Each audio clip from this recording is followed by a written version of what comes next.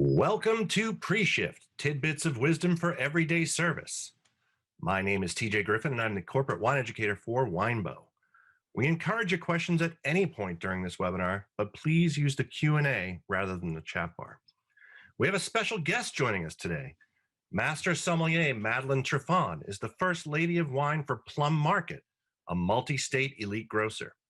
She was the first woman to pass the Master Sommelier exam on U.S. soil and continues to be an example of the essential spirit of hospitality that should be demonstrated by the title.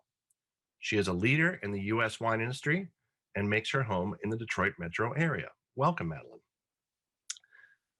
Let me introduce your host.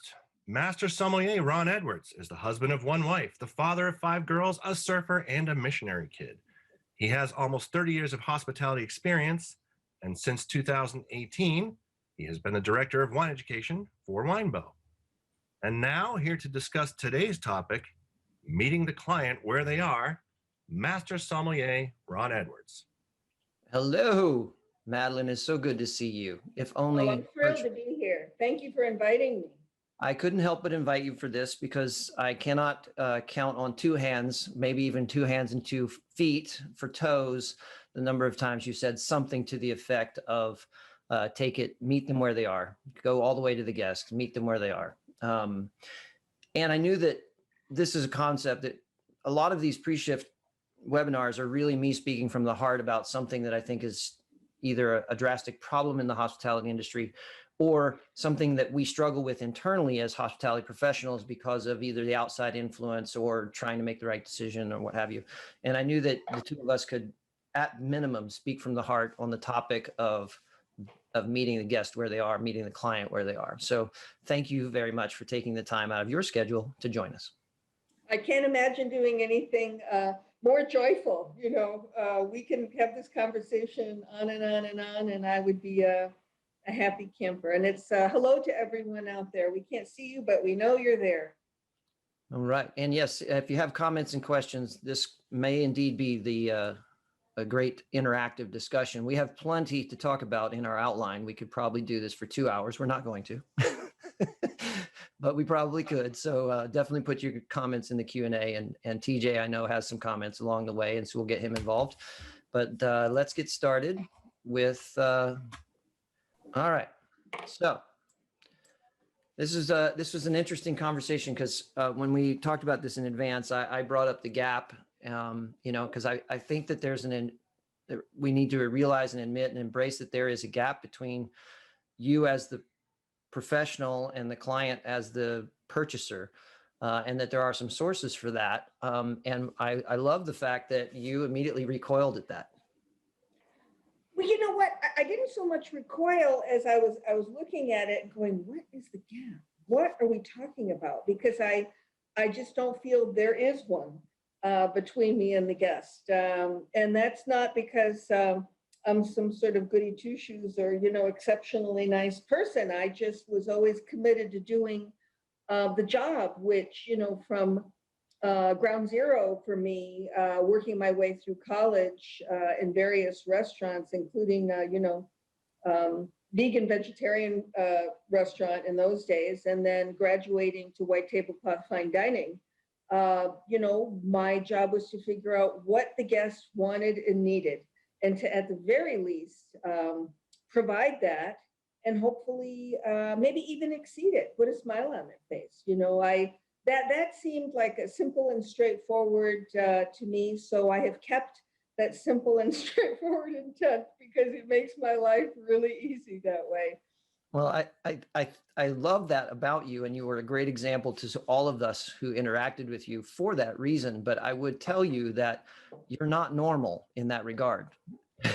You are more like Serena Williams in tennis in this regard than someone who just plays tennis. Way too kind, but thank you. No, I don't think so. Everybody I know that knows you feels the same way, and that is that some people are more naturally gifted at that emotional intelligence that it requires to see no gap between you and the person in front of you that needs what you're providing. And some of us, including myself, struggled with the idea of the distance between their ideology of their wine program or their intentions with wine or what the wine world should be like, and where the wine world was in the person in front of them at the time, right? Or even in the concept of the way they, and myself included, in structured what they wanted to do with wine. Was that actually embracing the person that was going to sit in front of them? I remember very vividly a conversation that I had with you because a guest looked up at me one day and told me my wine list was pretentious. And I was mortified, right? I was so hurt about the whole thing because I took it so personally, which was good because then I asked you, is my wine list pretentious? And she said, well, and you thought about it for a second. And I don't remember the exact words you put, but you said it might be a little precious, I think was what you said. And I said, okay, so I have some work to do. So the point being that for many of us, the gap is actually us. It's not so much that it's where we're sitting in mentally, spiritually, physically, whatever, in regards to this service environment. And you know, that sort of is causing a gap. I don't think the gap is the fault of the client or the consumer. It's never their fault. You know, and I'm going to interject there because what you said was very wise. I mean, the reality is you really, to be an effective server, and I use the term server with a capital S and embracing all aspects of service. You know, one of our colleagues said once, you know, MSs, we're master wine servants. You know, and he said it in a very matter-of-fact way. And I thought, boy, I like that. That's great. You know, and on good days, we look like master wine servants, but not always. But I really believe to my bones that if you know yourself well, and that means both your, you know, your highlights and your downsides, right? You can manage the relationship much more easily and naturally with the guest who, you know, in that respect is never wrong because they're there. They, you know, they've got their money. They're open-hearted and open-eyed maybe, or completely closed down, but they're anyway, and they want an experience. And you're going to be, you know, you're going to be the one that's going to drive the ship probably. So I really want to share what I, you know, or reinforce what I just said, because I really recently intellectualized it. It's really your intent. If you are very clear about what your intent is, the rest of it will sort of fall into place, including working through your own, you know, struggle with what language to use or what wine to show them, et cetera. But if you intend to look at it through their eyes or to try to, I promise you, it'll just make it less of a struggle and frankly, more fun. You know? Yeah, it's definitely more fun because anytime that you let that gap stay there, it's a struggle.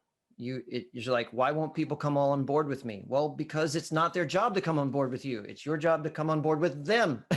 You know? And you know what, Ron, to that point, actually, this took me years to figure out. Sometimes you're not the right person for that table. Sometimes you're not. Sometimes the chemistry is just, you can't fix it. It doesn't matter. It's like you can try to sweeten the lemonade until, you know, the whole jar is in there, but sometimes you remind them of someone that they dislike or who knows why. If you can't make it work, sometimes this isn't a negative.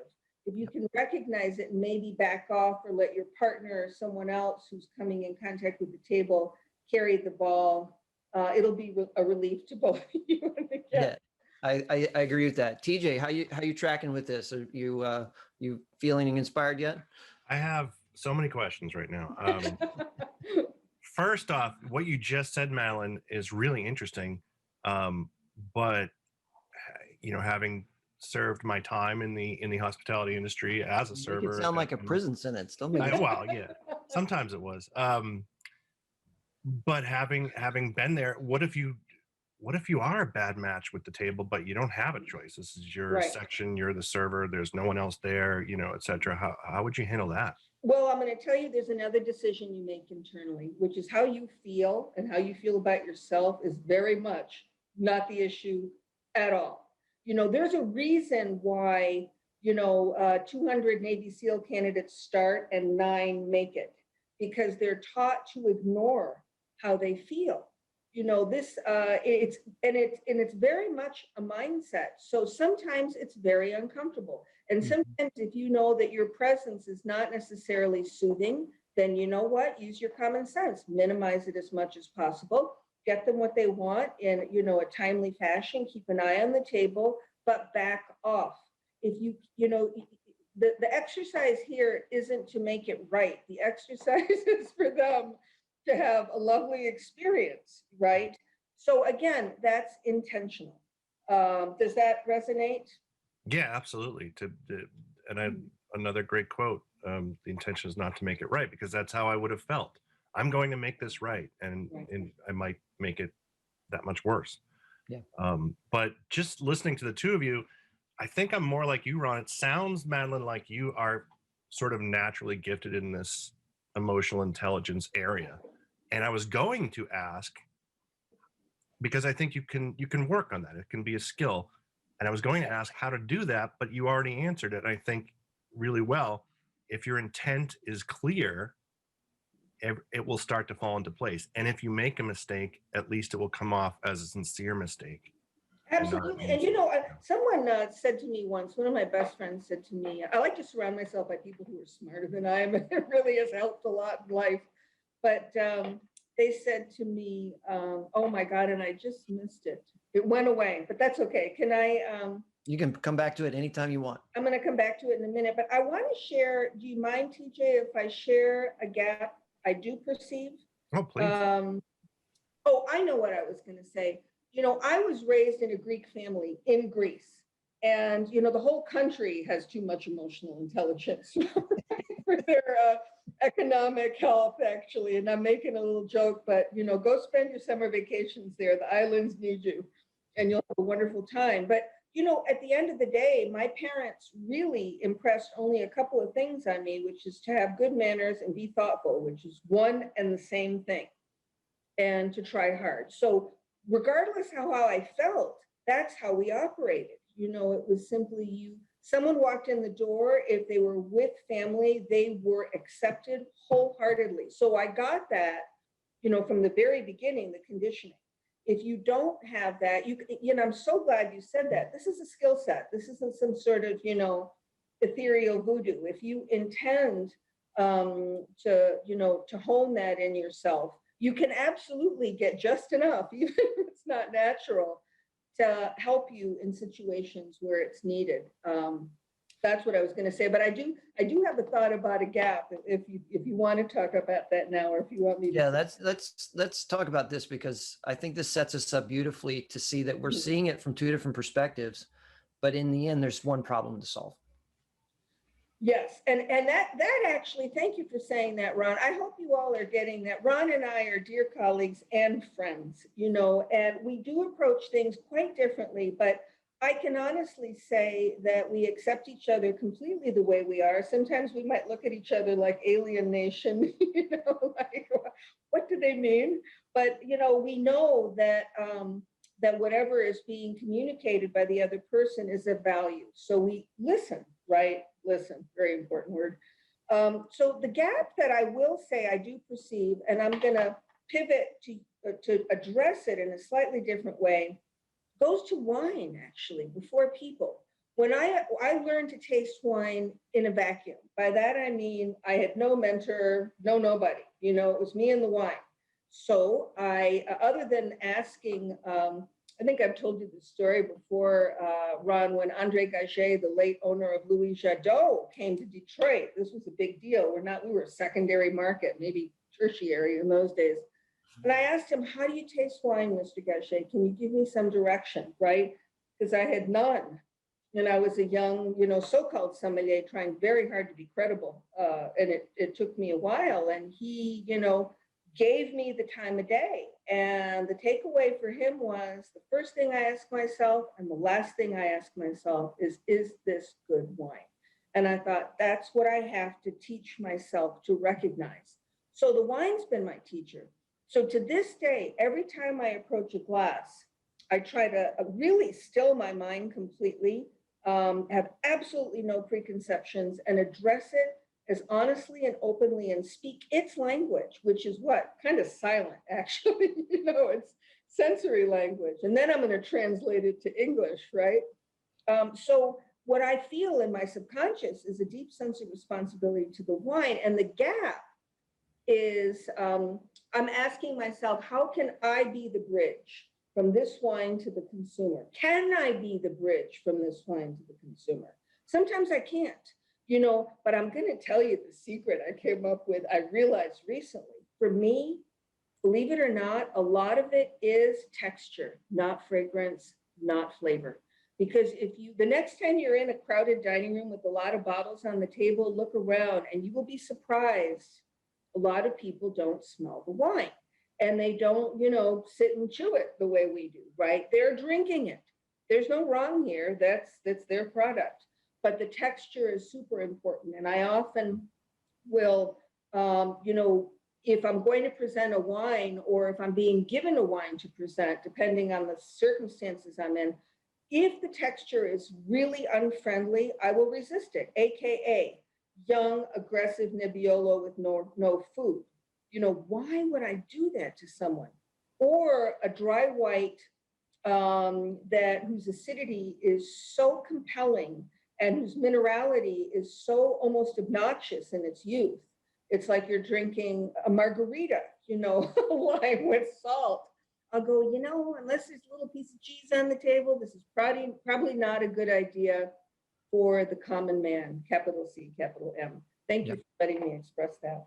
No, I think that's great. So the gap really that we're both trying to solve is between the wine that is there to be sold, not let's leave out who's trying to sell what, right? The wine that is there to be sold and the consumer. There's always going to be a gap there unless it happens to already be their favorite wine, grape, and their favorite producer.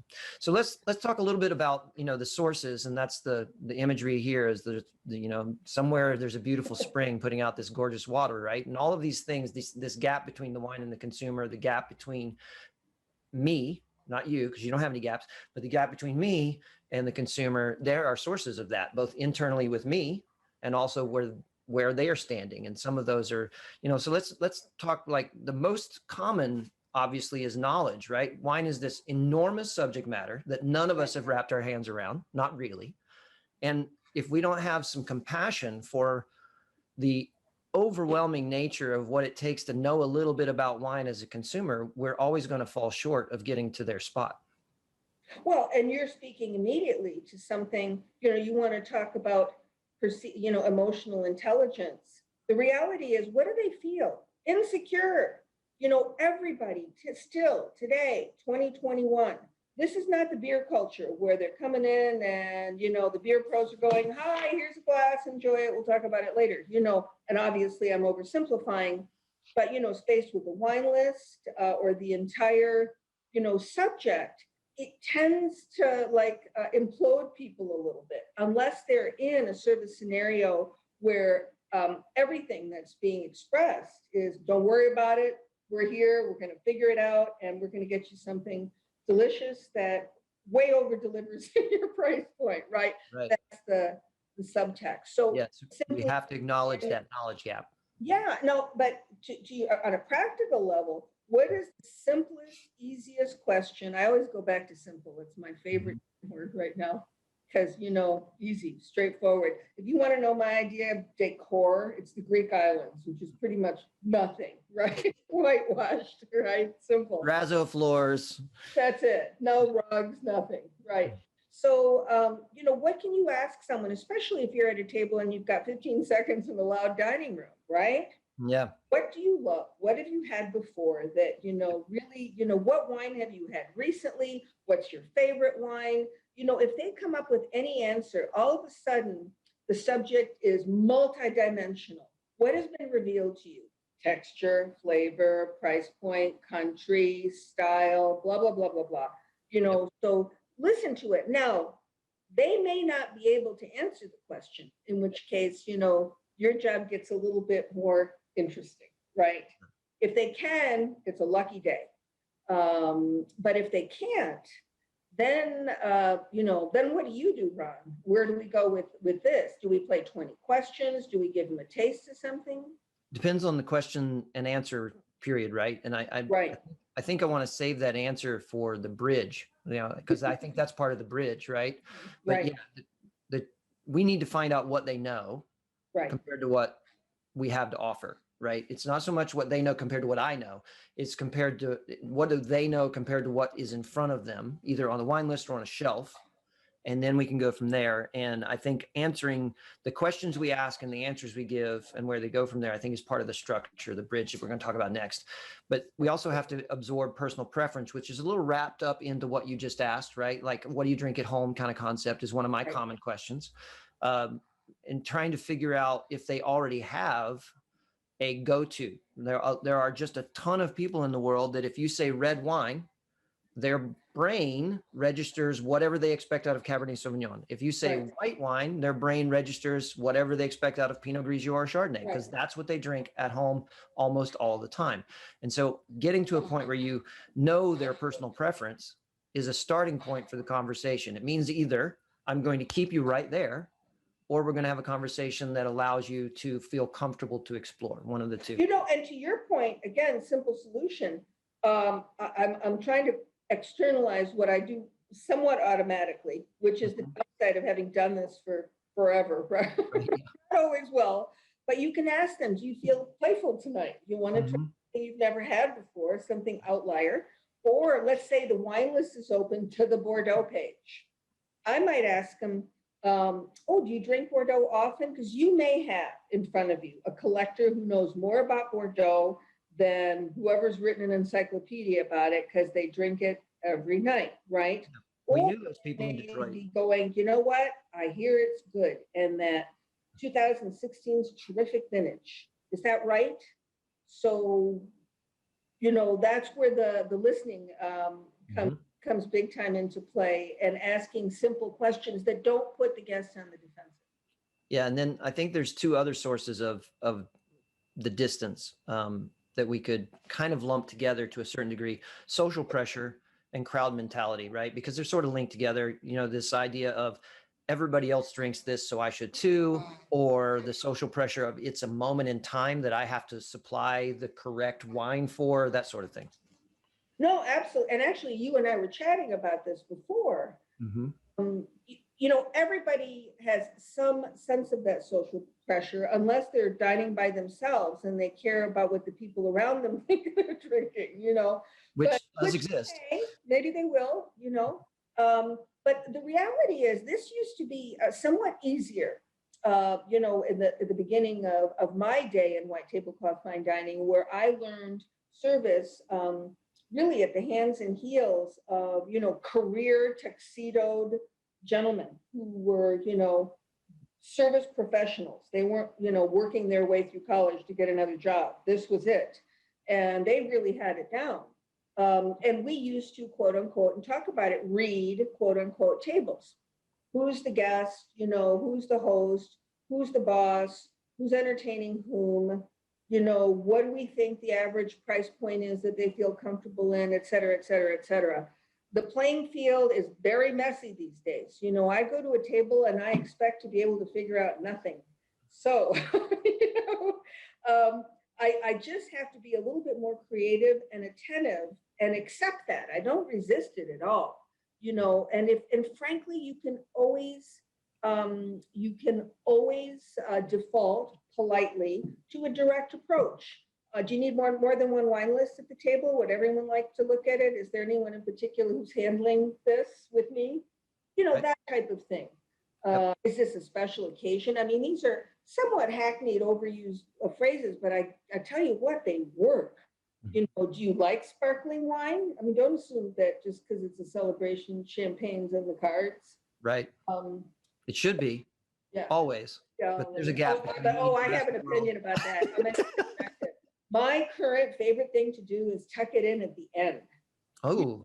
And either give it away, like a couple of glasses, or, try to sort of plant the seed earlier that maybe before they go home, instead of a digestif, or champagne is a great digestif. So it really is, because it's light and it's refreshing. Yes. But my favorite is to start with it, middle with it, and finish with it.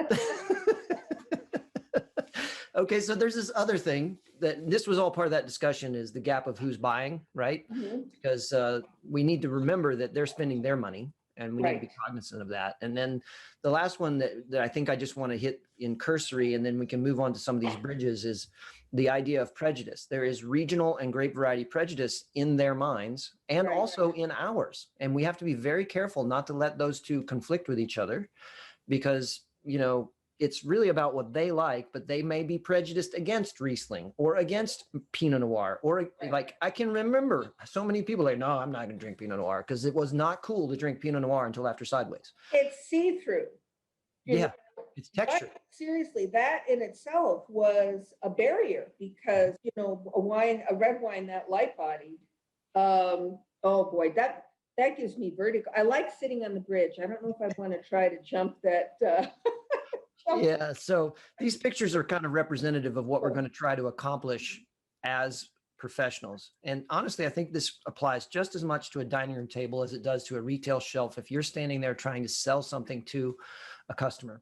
But we have to decide what we're going to do in closing this gap. And this one on the left is a little abstract, but a very common approach is to go out to the middle of the gap and sit down and wait for the other side to come to you. And Passive. as you can see, that's a very lonely position. There's nobody there but that guy. So your client is not going to meet you halfway because a lot of times they don't have the tools. And the second reason is they don't want to. Then they shouldn't have to. They're the client. The next one on the far right is kind of the attitude that I think most wine consumers have. They see the bridge. They see that it might be really rewarding on the other side, but they can't see where the bridge actually ends. And it's a little dark over there and it's my money and I'm not real sure. And I'm kind of nervous and I don't know if I really want to cross that bridge with you. And then there's the person in the middle. And that's what we're going to try to do today is talk to ways to completely obliterate. We're not even going to stand on our side. We're going to go all the way. We're going to jump the gap and go to their side. And so let's move on to the concepts of that we talked about. And we're coming back to the bridges. So you brought up with me the idea of, bridges to me in this environment are somewhat structural, the wine list, the way the shelves are laid out, those sort of things. And then there are also bridges that are interactions with the guests. So you asked me a question a while ago that I'll answer now. And that is in that conversation of trying to figure out what the guest knows about what they like. It was, I would say at least 30% of the people I asked at a table in a dining room, what wine do you like, did not have an answer for me. Right. They really didn't. And so as soon as I asked that question and didn't have an answer, they were already uncomfortable. So I had to immediately pivot into, well, have you had white wine or red wine and liked it? And they would go, yes. And then I would ask other questions like, if I had time and they were into it, right? If they answered the question, like their eyes lit up, they're like, oh, he's going to engage me. He's not going to make me feel bad that I don't know. What kind of coffee do you drink? Oh, I don't drink coffee. Okay. So stay away from all things bitter, right? Or, oh, I love espresso. Oh, okay. So red wine's probably going to work for these people, or no, I really drink tea. Oh, okay. Herbal teas, black teas, try to get what's your favorite beverage? And if they answer one of our common sodas, then I'm like, okay, better be fruity and probably shouldn't be dry if I'm going to introduce this person to wine they like. And it was sort of a process of detective asking questions that would be relevant that they might know the answer to because wine is so off-putting. Does that ring true with what you were trying to get me to go to? Yeah, and actually at least 3 or 4 or 5 things has occurred to me. So I'm trying not to get too planted in any one of them. Thank you for inspiring me. First of all, they may not know what they like until they try it because they haven't tried it before. Also, it's going to be easier most of the time than you think it is because you know what people really want? They want a recommendation. Make one. I go to restaurants and I could write the wine list and I don't want to write the wine list. I've written plenty of wine lists, I just want somebody to go, we just put this on by the glass. It's whatchamacallit from Campania. I love it. And I'll go, yay, I'll have a glass. They just want, they want someone to make a recommendation. Also, if you get lost in the nether reaches, like Ron is describing, and you start to panic, do you know what your safety net is? Always, you're in a restaurant, the food. Mean, are they eating? First of all, have they started to eat? Note to self: the minute they're eating anything on the table, which could be bread and butter or charcuterie or bread and olive oil, it means that it changes how they're going to perceive the texture of the wine. So you can be a little bit more adventuresome in terms of the sweet, tart, bitter, etc. And also, would you like a couple of recommendations for something that would go nicely with your meal? That's probably what they're internalizing. Gee, I want this to be a nice experience. I don't know what's appropriate with this. Or I know it's appropriate, but I'm bored to death with the same old stuff. Please turn me on to something new. And by the way, what does natural wine mean? They have, a situation like that. So I will say another tool that if you're in a position to craft it in such a way that it's your friend and the guest's friend and not, throwing a match on creating a really tough situation, are all of your printed or digital material. Make them easy to understand and to read. This is a little bit of emotional intelligence that I get on a soapbox about. If I can't figure out how the wine list is structured in seconds, something's wrong in the state of Denmark. It doesn't matter if there are 20 items on the list or 800 items on the list. The font should be big enough that people who need glasses, which are most of us over 40, can read, right? And you should be able to read a description and get like a little bit of a snapshot of the wine relatively easily. And in some restaurants, maybe it's just 10 wines by the glass and a simple description of how it tastes. But personal note to self: Americans love varietals. Tell them what it is, even if you've heard of Saperavi or, Riccazzatelli or Xinomavro. Red Xinomavro, and where it comes from. I'd like to know that too, especially if there's no wine professional at the table. And I'll shut up after this last thought, Ron, but it just occurred to me as we've been discussing, a source of frustration for me, and more in a way of like outrage that nobody's backing up the service staff, is going to restaurants recently, sort of re-entering the airspace like we all are. And boy, my prayers and entire spirit are with the on-premise industry, because you're my clan. I'm looking at the floor and I don't care what the average, check average is, or whether it's a coffee shop or the best place in town. There's no supervision on the floor. Everyone is so short-staffed right now that people are handling a lot of tables, even with 50% capacity or 75% wherever you're at. In the day, there was always somebody roaming around. What needs to be done? A sommelier. If I had to cut bread, I did it, or pour water, or serve coffee, or run interference with the table. So the service staff may not be getting not only the support in the field, but also, frankly, the education that they deserve and the tools that they need that hopefully are being downloaded at pre-shift meetings.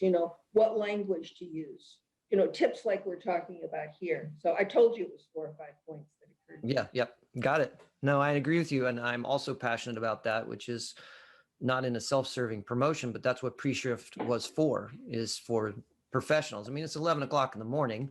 Most service professionals, even if they're late nighters, are up by 11. They can check into this and it'll help them with their daily routines. But what I'm taking away from that is that you shouldn't write a wine list that your average server can't sell. You just shouldn't. If they can't talk about it and they can't describe it well enough to actually represent it well to the client, then you have made a mistake as the person who created the beverage program. You cannot say, well, they just didn't know enough. No, they are your sales staff. They need to know. So what I loved about the one comment you made is the education they deserve. Don't put somebody into a job expect them to do it, and offer them no training. That is just bad professional behavior, and it's unfortunately a unkind, little common. and to that point, that, they're not going to learn about the 800 wines in that list overnight. But I tell you what, you can make it a mission in life if you're in a supervisory position, or even, let's say, the bartender that's handling the bar program. And I don't mean even, that's where I started, and we were batching things to the quarter ounce before anybody thought of the term classic cocktails. But, you can share with your service staff on the 25 Bordeaux's on that page, pick one, pick two, be able to pronounce it and describe it and recommend it with enthusiasm. They're not expecting you to know everything, about left bank, right bank, and in between. Right. So, yeah. So wine list, I love, yes, make the font where you can read it, organize it in a way that speaks to the guest. And, it is okay. I don't want someone who's creative like I was creative. I know in your day of writing wine lists, you had creative wines on the wine program. It's not that you can't offer wines of difference. We're not saying, don't offer weird wines. We're saying if you do, make sure there's still a connecting point in your wine program for the ordinary person sitting at your table, that they can look at the wine list, understand how it's organized, so that if they like Chardonnay, they can find it. So that if they like Sauvignon Blanc, they can find it. Right. Maybe if you got to give up something on the description, give up the vintage before you give up the grape varietal in the United States. And if you can't fit your wine list on the format that's required by your business, shrink your wine list. Don't shrink the font. Come up with a different program. But it's frankly far more interesting to make smaller wine lists than Yes. just larger wine lists, because you have to make decisions. And really, at the end of the day, what's the word we're using? List. It's a list. So it's a tool for everybody. From the house, back to the house, guests, everybody. And sometimes lists don't exist. Sometimes there's some.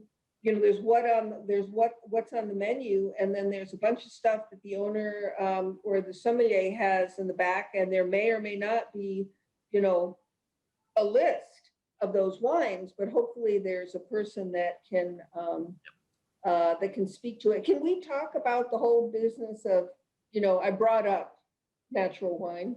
Yeah, I think it's part of the conversation, because I think it qualifies in the discussion of, there's a passion, especially in the younger wine list writers and program developers, to go back to these styles and promote them. And I don't want someone to hear me condemn them for that.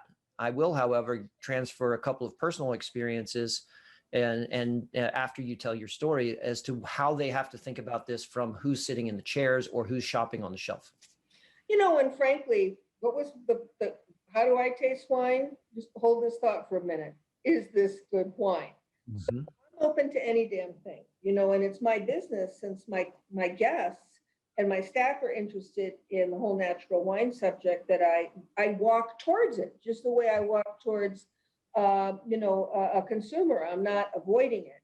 But I will say, nobody, use your energy, be passionate about anything you want to be passionate about. If the subject or a particular product touches you, yahoo, because there's nothing more effective than communicating that to a guest. That, quote unquote, sells. I've never understood what selling wine meant. I was simply giving people options of stuff that I liked a lot, but I thought that they would like too, right? Mm-hmm. So, but thinking about your energy, your job as a wine professional, you're not just at a party opining, with great enthusiasm. You're a beverage or a service professional. You channel your energy. You don't impose it. And you have to be ready to back off easily and naturally. Remember, again, a hackneyed term, but you can take this very, very deep, and it's a good default when you're confused about how to handle a situation. It's not about you. It's never about you.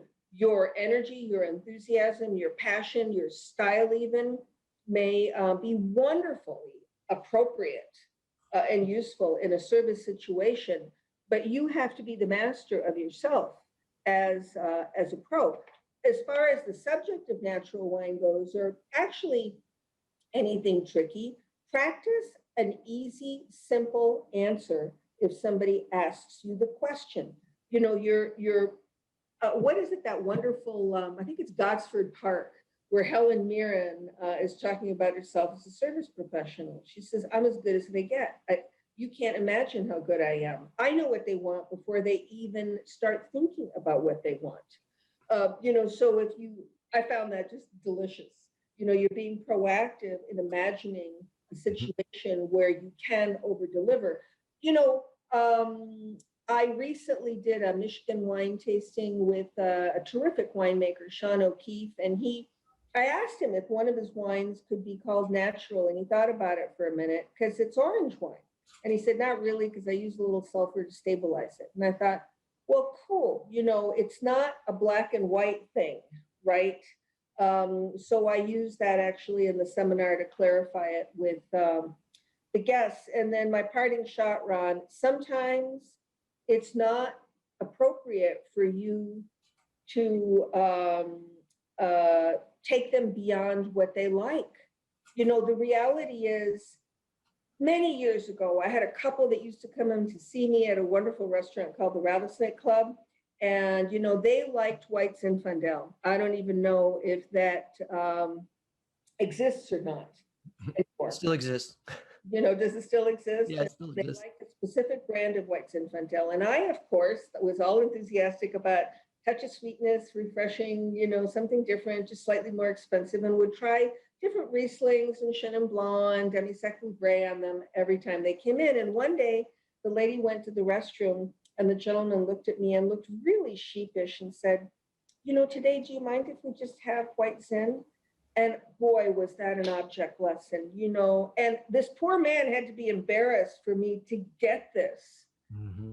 I wasn't looking at it through their eyes. They were coming to enjoy my company, God love them, and the food at the restaurant and the ambiance there and a night out together. And they were willing to pay 3 times more for that bottle of White Zin than they would have paid retail. So I think it's Anthony that just piped up and said, no clear definition of natural wine.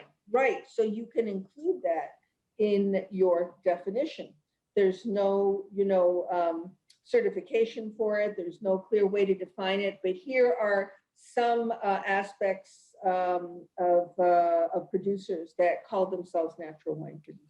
Yeah, and along that subject, natural orange, let's call it, I struggled with language the other day because I had this experience and I wanted to bring it up here because, I was just as passionate to introduce people to Gruner Veltliner once upon a time, which sounds so ordinary now, as colleagues are now to introduce them to natural winemaking and or orange wines. And I suppose that I could fall into this category with Retsina because I'm passionate about really well-made Retsina, which is about as weird as you get to a wine consumer. But I would never put a guest in the position that they didn't know a wine they were ordering fell into a specifically unique category like that. And so I think our wine list bridge, our shelves that we're putting in front of people, they have to give people the clear indication to be able to make an honest decision for themselves without having to interact with you like that wonderful gentleman in the White Zinfandel, right? I had a similar experience. I went out to dinner. I was looking for an Italian white. They had a Grillo from Sicily. It was a little like a vintage older than I really wanted, but I was like, yeah, but Grillo would be great with our meal. So I'll order it. They poured it and it's brown. It's a 2018 and it's brown. And I'm like, okay, I'll try it. I'm like, I suppose I could drink this, and I kept it. In the end, they did the right thing as the hospitality business and took the bottle back, and I ordered something else. But it took 20 minutes of our evening to fix something that could have been avoided by just admitting on the wine list that it was an orange wine. Right. Or it could have done anything, skin contact white, orange wine, natural wine, whatever. And it wasn't so much that it was brown that bothered me. It was, to your point, Madeline, this was a poorly made wine. It was riddled with volatile acidity. It was like drinking balsamic vinegar. It was not good wine. Right? It wasn't a good wine. If it had been a good wine, meaning not flawed, I would have kept it, chalked it up to experience.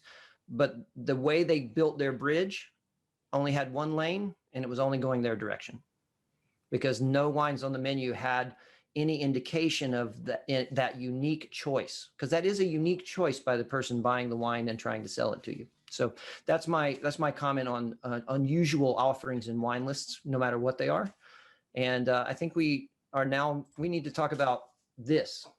You already do it. You just do it. What about the rest of us? Well, you know what? I was thinking about this. There is, again, a very short line between point A and point B in terms of going to the client in real life.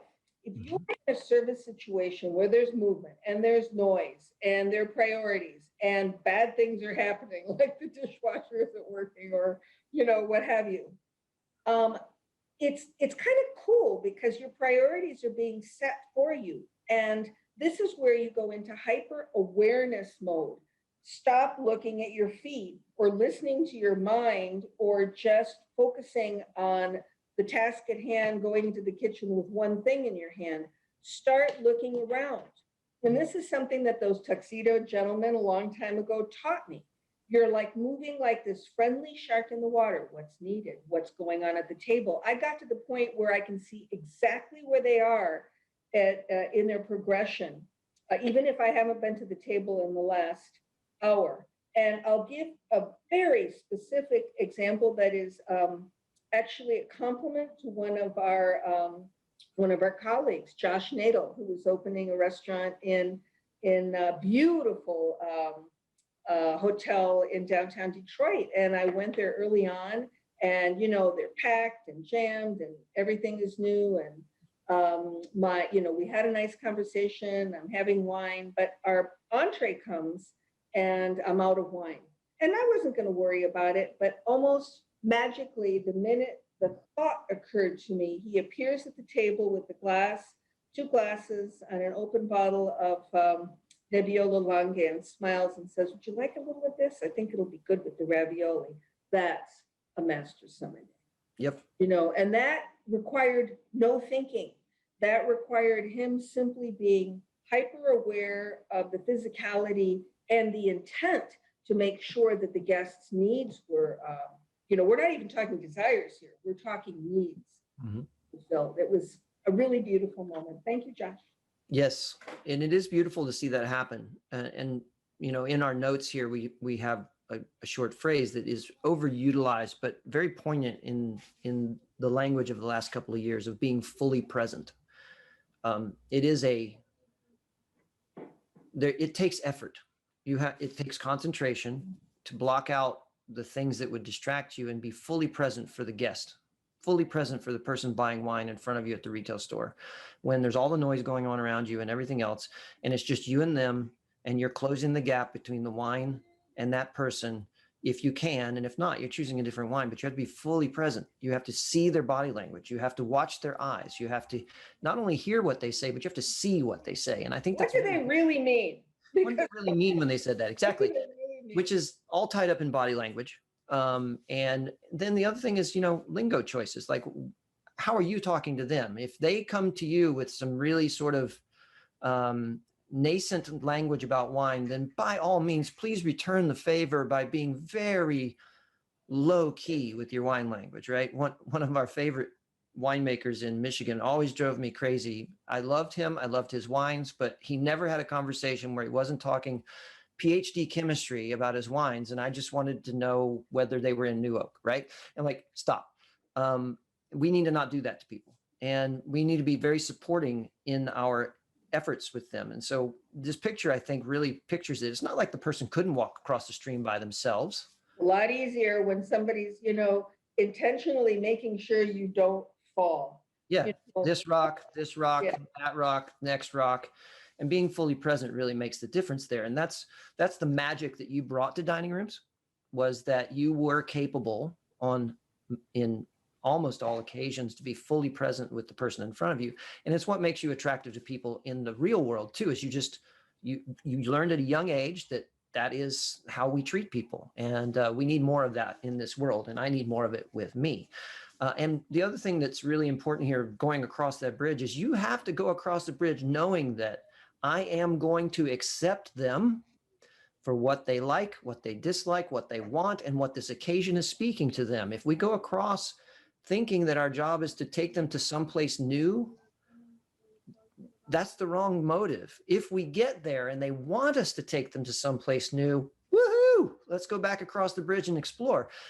But if we're just going over there with impure motives of, I'm only going to meet you where you are so I can drag you where I am, that's not what it's so beautifully said, Ron. And actually going back to language for a moment, I'm old enough now that I'm with my colleagues with no false modesty that some of them are real brainiacs, and they'll be naturally talking about wine, and I will interrupt them mid-sentence and ask them, what does that word mean? Or I can look it up on Merriam-Webster if you like, but you actually have to apply that and practice it in a dining room and use language that normal human beings will use. And if you choose to use, a term that is a wine term, define the damn thing. Not everyone knows what mallow is or malolactic or what it does. And frankly, at the end of the day, the punchline for me is, I don't need to feel good about how smart I am and how much I know, I was taught a million years ago by British master sommeliers. It was so cool. They looked at me and said, why do you study so much? Because when they're in the dining room, we can't lie or make it up or run into the kitchen every 5 minutes, because this was internet. But you are cheerful and happy to use that 0.001% of what if it helps enhance a situation. But language is really important. When in doubt, here we go again, simplify, right? Yep. And I want to end with this very practical example that both of us share from different perspectives. Yours at Plum Market in Bloomfield Hills, right? and mine at Tapawingo after I had come back as a consultant. And that is the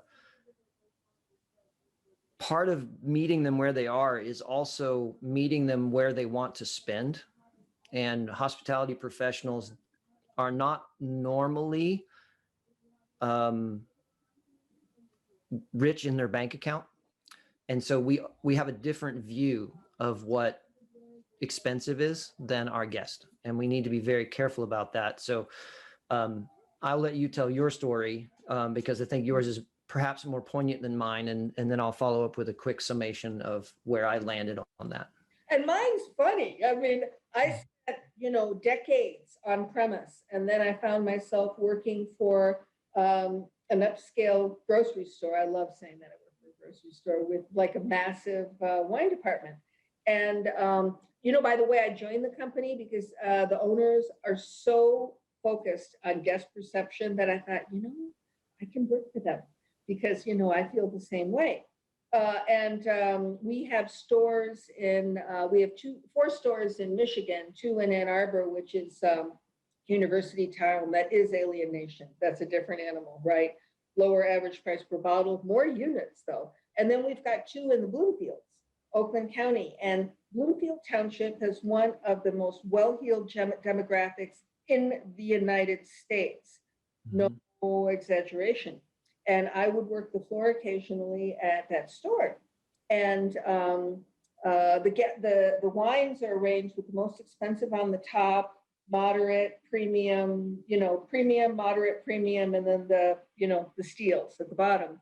And I'd be happily working the floor. And quite often, people were not taking my recommendations, or they would just reach up and go, I know that guy. I'll get that. We're going for a dinner party tonight. And it slowly dawned on me, it didn't take too long, that they wanted to spend more money. They didn't want a good value, or what I was considering a good value. They wanted something that was special, impressive, A+++, highly rated. And I wasn't giving that to them as an option for 2 reasons.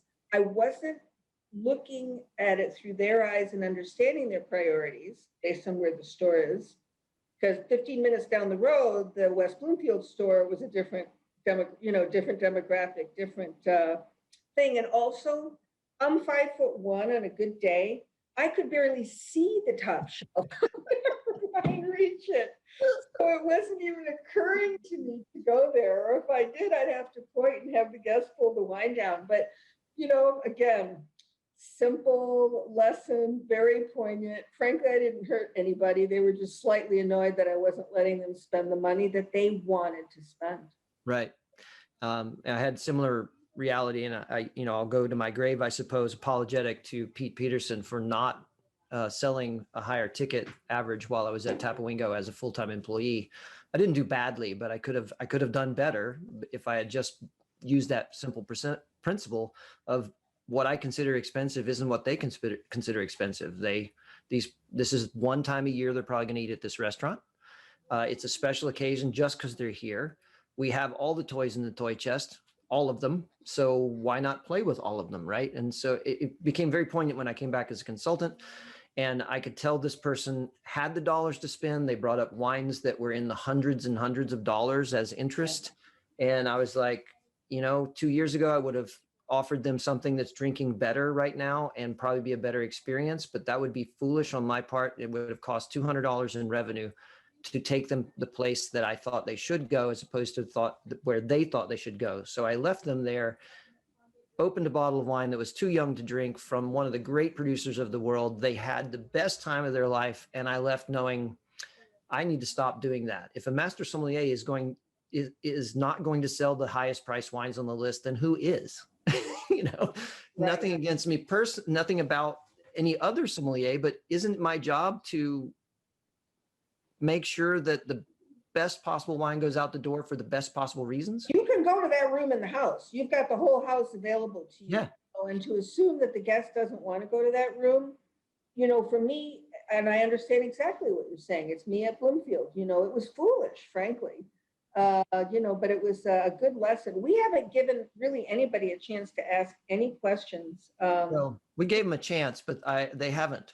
We either answered them all or they're dizzy from our conversation. Like, whoa, this is what I signed up for. I'm actually impressed that they've stayed on for the whole hour, expecting 35 or 40 minutes. But, it's because of your charming. They're not here for me, Madeline. They're here for you. Oh, no, you made me very happy with this subject. Thank you for inviting me to do this. I sure wish everyone well, and hope the coming months are fulfilling personally and professionally, because it's been an extraordinary year by anybody's measure. It has been. And everybody now knows, if they hadn't figured it out before, why I still consider you my professional mentor and will forever. The wisdom that you offer through experience and through the way you were raised and just the interactions with people in general never gets old with me. Hey, TJ, we're wrapping up here, and the and time flew by. That was a great conversation. Thank you. You're welcome. So I didn't tell you what this next title meant. Blending. Yes. What does that mean? Blending comfort and exploration. So we're going to bridge off of this conversation that Madeline and I just had about how do we then meet the guest or the client where they are, and yet have explorative opportunities in beverage programs, because we shouldn't not have them. We just have to make sure that we're blending comfort to keep people from being alienated while getting them to explore when they're ready. And that's what that topic's about. Well, that's good, because you sort of hinted at that earlier in the conversation. So now we're going to explore that next time. Brilliant segue, don't you think? And that is the third pre-shift in June. We don't have that. Like, is that called a blue pre-shift when that happens? Sure, why not? So every Tuesday throughout the summer, maybe some vacations will be taken. We don't know yet, but I'd like to thank our special guest, Madeline Triffon. Thank you so much. It was a great conversation. Between the two of you, it's clear that you guys have had conversations before. Just a few. Usually, I'm inspired by Ron. Hopefully he feels that way about me occasionally, but it's one of the great perks of this fellowship is that you get to hang out with special people and to meet you, TJ.